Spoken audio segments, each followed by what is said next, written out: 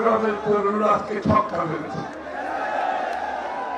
বন্ধুগণ, তরুণ ভাই বোনেরা, আজকে সভাপতি, প্রধান অতিথি, পরিচ্ছন্ন নেতা, বিএনপির সেক্রেটারি জেনারেল মির্জা ফখরুল ইসলাম আলমগীর উপস্থিত, আমাদের অঙ্গ সংগঠনের নেতৃবৃন্দ এবং বাংলাদেশের সবচেয়ে বড় শক্তি হচ্ছে এই তরুণরা শক্তি। আগামী এই তরুণরা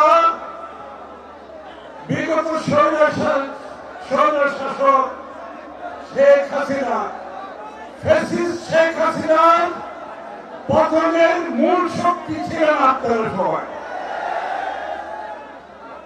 এর পূর্ণ কৃতিত্ব চট্টগ্রামের জিয়াদুল হয়েছে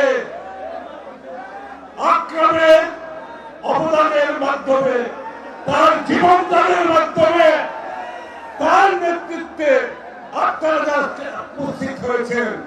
আপনাদের নেতৃত্বে চট্টগ্রামে সেদিন আন্দোলন হয়েছে। এই কৃতিত্ব চট্টগ্রামের আন্দোলনের কৃতিত্ব চট্টগ্রামের তরুণদের আমরা দিতে হবে। ছাত্রদল, যুবদল, স্বেচ্ছাসেবক দলের সর্বস্তরের নেতা কর্মীরা সেদিন বুক পেতে দিয়েছিল গুলির সামনে, প্রাণ দেওয়ার জন্য প্রস্তুত ছিল সেদিন। তরুণদের বলছি, আপনারা গণতন্ত্রের জন্য লড়াই করেছেন না? আপনারা লড়াই করেছেন বাংলাদেশের মানুষের মালিকানা ফিরিয়ে দেওয়ার জন্য।